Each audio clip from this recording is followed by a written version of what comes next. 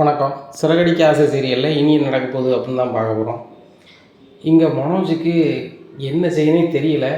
சுத்தமாக பணம் இல்லை. சம்பளம் ஒரு 3வது மாதமும் நம்ம கொடுக்கல. இந்த மாதம் நம்ம கொடுக்கலன்னா பிரச்சனை எதுவும் பண்ணுவாங்களோ அப்படின்னு சொல்லி மனசில் நினச்சிட்டே வீட்டுக்கு போகிறாரு. அங்கே முத்து மீனாவும் தங்களுக்கு கிடைச்ச லாபத்தை பற்றி பெருமையாக பேசிகிட்டு இருக்காங்க. இதனால் மனோஜுக்கு ரொம்பவே கடுப்பாகுது.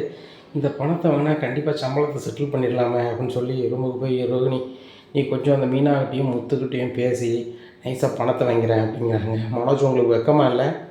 அந்த முத்து மீனாவும் நம்ம லெவலே இல்லை. அவங்க உழைச்சிக்கணும், அந்த பணத்தை நம்ம வேணாம், நம்மளை மதிப்பாங்களா அப்படிங்கிறாங்க. ரோகிணி, அவங்க மதித்தா என்ன மதிக்காட்ட என்ன, நம்ம பெரிய பிஸ்னஸ்மேன் தான் அப்படிங்கிறாங்க. மனோஜ், தயவுசெய்து வாயை மூடுங்க. நீங்கள் வாய்ச்சவடால் மட்டும்தான் விடுறீங்க. அவங்க ஒன்றுமே தெரியாட்டில் கூட இவ்வளோ சம்பாதிக்கிறாங்க. நீங்கள் பெரிய ஃபர்னிச்சர் கடை வச்சுருக்கிறீங்க, பெரிய டீலர் அப்படின்னு சொல்லிக்கிட்டு இருக்கீங்க. ஆனால் ஒன்றும் காணலையே மனோஜ் அப்படிங்கிறாங்க. ரோஹினி, எப்படின்னாலும் நம்மளுக்கு ஒரு 10 நாளில் பணம் வந்துடும். சந்தோஷ் சார் எப்படி இந்த மாதத்துக்குள்ளே நம்மளுக்கு போட்டு விடுவார்.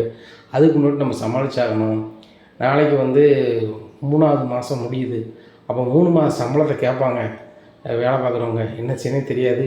கடங்காரங்களை நம்ம தூர இருக்கிற மாதிரி சமாளிச்சுக்கிட்டாலும் கூட வேலை பார்க்குறவங்க என்ன பண்ண முடியும்? நம்ம கடையில் வேலை பார்க்குறாங்க, எப்படியாவது கொடுத்தானே ஆகணும் அப்படிங்கிறாங்க. மனோஜ், நான் எவ்வளவோ சொன்னேன், அகலக்கால் வைக்காதீங்க, அதுபோக கிரெடிட் கார்டில் லோன் வாங்கிக்கலாம், பொருள் வாங்காதங்க அப்படின்னு நான் சொன்னேன். நீங்கள் கடன் வாங்கி அனாவசியம் நிறைய பண்ணீங்க அப்படிங்கிறவோ, நீ உனக்கு தான் தாலிக்குடி எடுத்தேன், அம்மாவுக்கு சேலை எடுத்து கொடுத்தேன், உனக்கும் சேலை எடுத்து கொடுத்தேன், அப்போல்லாம் ஒன்றும் சொல்லலை, இப்போ சொல்கிறேன் அப்படிங்கிறாங்க. சரி, உன் ஃப்ரெண்டுகிட்ட நம்ம கொடுத்தோம்ல, அவங்க அம்மாவுக்கு ஏதோ உடம்பு சரியில்லைன்னு சொல்லிட்டு அதையாவது வாங்கிட்டா, நான் சம்பளத்தை கொடுத்துட்றேன் அப்படிங்கிறாங்க. மனோஜ், என்ன மனோஜ் திடீர்னு கேட்குறீங்க? அதான் மாதம் நான் அதுக்கு வட்டி கொடுத்துட்ருக்கேனே அப்படிங்கிறாங்க. ரோகிணி, நீ சொல்லதெல்லாம் சரிதான், நான் இப்போ என்ன செய்யணும் எனக்கு ஒன்றும் புரியலை, நான் வேணா முத்துட்டு கட்டு பார்க்கட்டுமா அப்படிங்கிறாங்க. மனோஜ், அதுக்கு நீங்கள் சும்மாவே இருக்கலாம் அப்படிங்கிறாங்க. ரோகிணி, உன்னை நம்பினா நடக்காது அப்படின்னு சொல்லிட்டு நேராக விஜய்ட்ட போகிறாங்கம்மா, எனக்கு கொஞ்சம் பணம் தேவைப்படுது அப்படிங்கிறாங்க. என்கிட்ட எதிராக பணம் அப்படிங்கிறாங்க. டேய், ஒன்று பெரிய பிஸ்னஸ்மேன் இந்த வீட்டை சொல்லி வச்சுருக்கேன், அந்த முத்து மீனாவும் ஏதோ சம்பாத்தியம் பண்ணது பீத்திட்டு இருக்காங்க. இந்த வீட்டை நீ தான் பெரிய ஆள்னு சொல்லிக்கிட்டு இருக்கேன், நீ நான் பணம் வேணுன்ட்டு இருக்க அப்படிங்கிறாங்க. ஏம்மா, அதெல்லாம் இருக்கட்டுமா, அந்த முத்து மீனாட்ட இப்போ கொஞ்சம் பணம் இருக்குது, அதை வாங்கி கொடுமா, எனக்கு என்கிட்ட வேலை பார்க்குறவங்களுக்கு சம்பளம் கொடுக்க வசதியாக இருக்கும் அப்படிங்கிறாங்க. டேய், அவங்ககிட்ட வேணால் மதிக்க மாட்டாங்கடா கண்ணா, புரிஞ்சுக்கடா. ஓம் பொண்டாட்டி மிகப்பெரிய கோடீஸ்வரி, நீ பெரிய பிஸ்னஸ்மேன், நீ இப்போலாம் உள் வீட்டுக்குள்ளே கடை வாங்கினா ஏற்கனவே அந்த முத்து நீ 27 லட்ச ரூபா அந்த வீட்டுக்கு கொடுக்கணும்னு சொல்லிட்டு படாப்படுத்திட்டு இருக்கான். இப்போ அதில் 3 லட்ச ரூபா எங்கள் அப்பா பணத்தை வச்சு தானே வருமானம் வந்திருக்கு, 30 லட்ச ரூபா தரலேன்னு சொல்லி பேசிகிட்டு இருக்கான். எங்கள் ஷேர் ஆளுக்கு 10 இருக்குது. ரவிக்கு கடை வைக்க முடியாமல் இருக்காமனா காரணம், எங்களால் முதல் போட முடியாமல் இருக்க காரணம் மனோஜ் தான் அப்படின்னு சொல்லிக்கிட்டு இருக்கான். இப்படிலாம் அவன் சொல்லிக்கிட்டு இருக்கும்போது அவன் இந்த பணத்தை தரமாட்டான்டா. தந்தாலும் உனக்கு இந்த வீட்டில் சுத்தமாக மரியாதை இருக்காது. உன் கடைக்கு ஓனர் அப்பா தான் சொல்லிக்கிட்டு இருக்கான். ஏன் கல்லால் கூட உட்காந்துப்பான். கடை என் கடை கூட போனாலும் என்ன செஞ்சிட முடியும் உன்னால்? பார்த்தல, உன்கிட்ட ஒரு பாடி கேட்டு வச்சுருந்தேன், அவனுக்கு 4 பூசை கொடுத்தான், உன்னால் எதுவும் பண்ண முடியுமா அப்படிங்கிறாங்கம்மா. அது என்னமோ உண்மை தான், எப்படியாவது பேசினா பணம் வாங்கி தாங்கம்மா அப்படிங்கிற சொன்னது அவனுக்கு புரிய மாட்டேன் அப்படின்ட்டு இருக்கும்போது ரோகிணி வராங்க. பாருங்கள் ஆண்டி, நான் எவ்வளவோ சொல்லியிருக்கேன், மறுபடியும் உங்கள்கிட்ட பேசிகிட்டு இருக்காங்க அப்படிங்கிறாங்க. மனோஜ், நான் 2 நாளில் ஏதாவது ரெடி பண்ணுறேன் அப்படிங்கிறாங்க. ரோகிணி, நீங்கள் பாருமா, நீ இவ்வளோ பெரிய கோடீஸ்வரியாக இருந்து என்னம்மா செய்ய? அவன் புருஷனுக்கு ஆத்திர வருஷத்துக்கு பணம் கொடுக்க முடியும்னு எப்படி ரொம்ப கஷ்டப்படுறான். அவனும் பெரிய தொழிலதிபர் ஆகணும்னு சொல்லி தான் முயற்சி பண்ணிகிட்ருக்கான். அவன் நேரம் வியாபாரம் ஆகலை.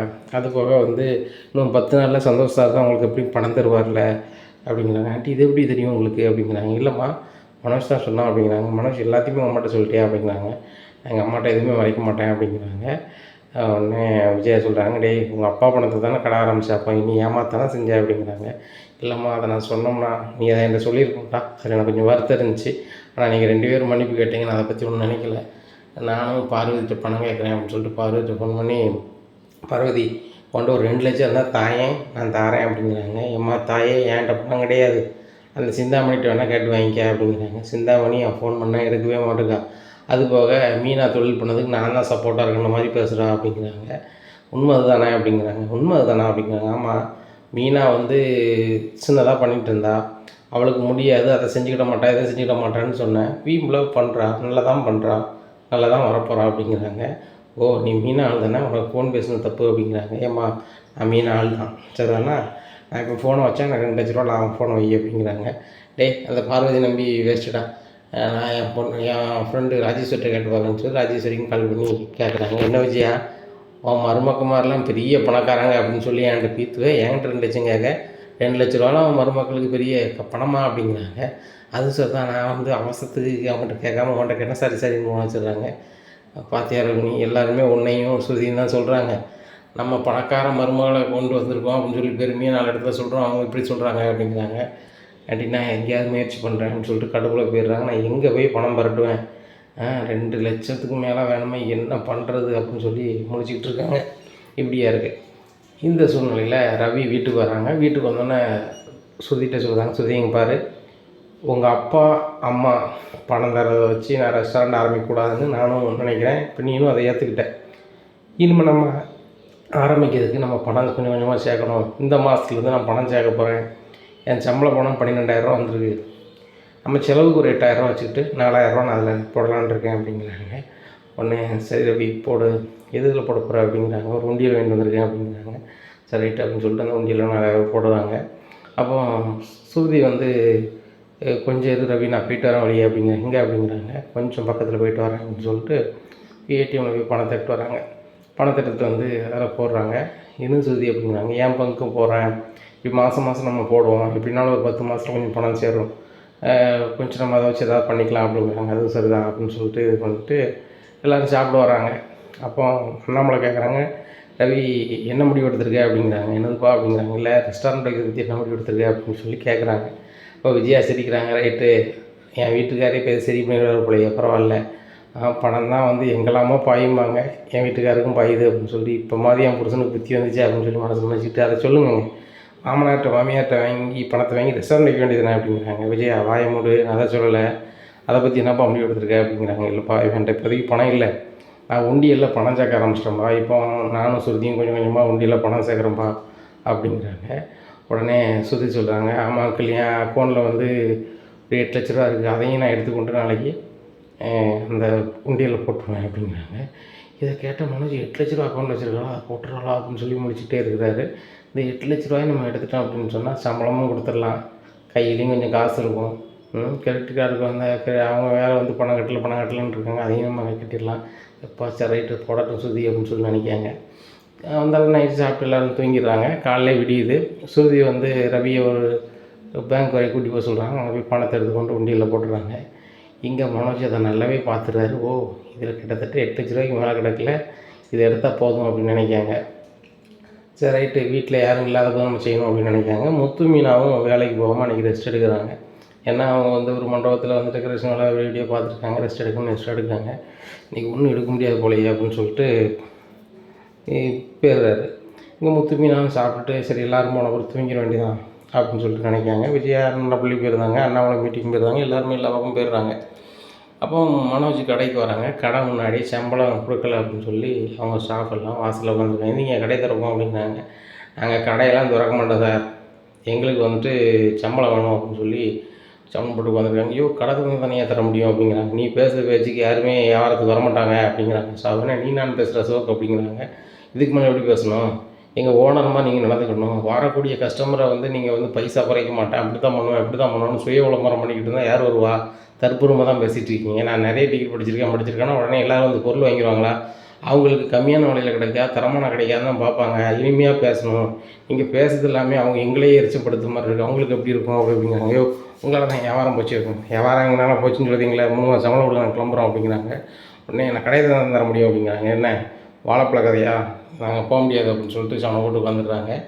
மீடியாக்காரங்க எல்லோரும் வந்துடுறாங்க. வந்து பயங்கரமாக வியூ போகுது, நிறைய பேர் பார்க்குறாங்க. இது வந்து சந்தோஷ் சாருமே பார்த்துட்றாரு. பார்த்துட்டு ரொம்பவே அரண்டு போகிறாரு. என்ன நம்ம டீலர் கடையில் இப்படியா அப்படின்னு சொல்லிட்டு, மனோஜ் என்ன நடக்குது அப்படிங்கிறாங்க. சார் ஒன்றும் இல்லை சார். ஒன்றும் இல்லையா, டிவியில் ஓடிக்கிட்டு இருக்கேன். டிவியில் ஓடுதா அப்படிங்கிறாங்க. ஆமாம் சார் ஓடிக்கிட்டு இருக்குது அப்படிங்கிறாங்க.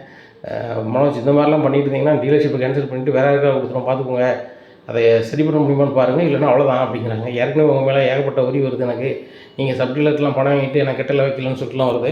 நான் அதையுமே வந்து முத்துக்காக நான் பொறுத்துட்ருக்கேன். இன்னும் ஓவராக பண்ணீங்க அப்படின்னு சொன்னால் டீலர்ஷிப் நான் கேன்சல் பண்ணிவிட்டு பார்த்துக்கோங்க அப்படின்னு. சார் அப்படிலாம் பண்ணிடாங்க அப்படின்னு சொல்லிட்டு நேராக வீட்டுக்கு போகிறாரு. அங்கே முத்து மீனாவும் ரெஸ்ட் எடுத்து நல்லா தூங்கிட்டாங்க.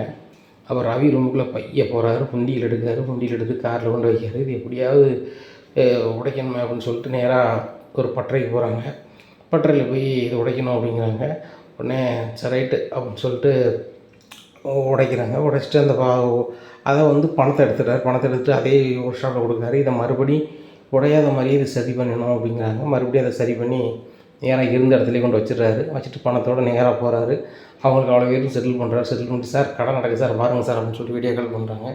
மனோஜுங்க பாருங்கள், நீங்கள் தொழில் தொடங்கி கொஞ்ச நாள் தான் ஆச்சு, அதுக்குள்ளே இப்படிலாம் பண்ணாதீங்க அப்படிங்கிறாங்க. சார் நான் சப்டீலர் கூட கொஞ்சம் கொஞ்சம் காசு கொடுத்தேன் சார், ஓகே அப்படிங்க வேணால் ஃபோன் பண்ணி கேளுங்க அப்படிங்கிறாங்க. சப்டீலர்லாம் ஃபோன் பண்ணி கேட்குறாங்க. அந்த சப்டீலர் ஆமாம் சார் கொஞ்சம் கொஞ்சம் தந்திருக்காரு அப்படிங்க. ரைட்டு, அதை வச்சு மேனேஜ் பண்ணிக்கோங்க அப்படின்னு சொல்லிட்டு ஃபோனை வச்சிடுறாரு. இந்த சூழ்நிலையில் ஒரு சப்டீலருக்கு முக்கியமான கதைக்கு அந்த பணத்தை பயன்படுத்தியிருக்காங்க. அதுக்கு நன்றி சொல்லணும்னு நினைக்கிற மனசுக்குள்ள. அப்போது மறுநாள் காலையில் எப்பவும் போல் வந்து எல்லோரும் புறப்பட்டு வேலைக்கு கிளம்பிட்டு இருக்காங்க. அப்போ மனோஜ் வந்து சரி ரைட்டு உண்டியல்லையே பணம் இருக்குன்னு நினச்சிட்டு இருக்காங்க. தெரியுமோ தெரியட்டும், நம்ம எடுக்காத மாதிரி பார்த்துக்கிடுவோம் அப்படின்னு நினச்சிட்டு இருக்காங்க. இப்படியா இருக்குது. இந்த சூழ்நிலையில் ரவி பணம் போடுறதுக்காக உண்டியில் தொடுறாரு. உண்டியல் லேசாக இருக்க மாதிரி இருக்குது. சுத்திங்க வா, உண்டியல் வெயிட்டாக தந்துச்சு, ஏன் லேசாக இருக்குது அப்படிங்கிறாங்க. ரவி இதில் பணம் இருந்த மாதிரி இல்லை அப்படிங்கிறாங்க. பணம் இருந்த மாதிரி இல்லையா, அப்போ எங்கே போச்சு அப்படின்ட்டு இருக்கும்போது தெரில ரவி, ஆனால் பணம் இருந்த மாதிரி இல்லை அப்படிங்கிறாங்க. உடனே முத்து மனோஜை பார்க்குறாரு. என்னடா என்ன பார்க்குற அப்படிங்கிறாங்க. டேய் வீட்டில் காசு காணோம், உடனே தான்டா பார்க்க முடியும் அப்படிங்கிறாங்க. முத்து வாய்க்கு வந்தெல்லாம் பேசிகிட்டு இருக்காதாங்க அப்படிங்கும்போது ஒரு நாள் வர்றாரு. வந்து சார் மனோஜ் சார் அப்படிங்கிறாங்க. வாங்க அப்படிங்கிறாங்க. ரொம்ப நன்றி சார், நீங்கள் தந்த பணம் எனக்கு ரொம்பவே உதவியாக இருந்துச்சு. உங்கள் கடையில் உள்ள ஸ்டாஃபுக்கெலாம் நீங்கள் சம்பளம் கொடுக்க முடியாமல் பிரச்சனை வரும்போது சரி ரைட்டு மனோஜ் நம்மளும் விடக்கூடாதுன்னு என் பங்குக்கு வந்தேன். ஆனால் நீங்கள் பணத்தை கொடுத்து செட்டில் பண்ணிட்டீங்க, ரொம்ப நன்றி. நீங்கள் பண்ணதுனால வந்து எங்கள் அக்கா வீட்டு விசேஷம் நல்லாவே நடந்துச்சு, உங்களுக்கு நன்றி சொல்ல தான் வந்தேன் அப்படிங்கிறாங்க. உடனே முத்து இந்த பணம் எப்படி தான் வந்துச்சு அப்படிங்கிறாங்க. வியாபாரத்தால் தான் வந்துச்சு அப்படிங்கிறாங்க. கடையே நடக்கலை, இல்லை எப்படி உனக்கு வியாபாரம் வந்துச்சு அப்படிங்கிறாங்க. திருன்னு முடிக்காது. வேற எங்கே முத்து, என் பணம் தான் எடுத்துருப்பான் அப்படிங்கிறாங்க.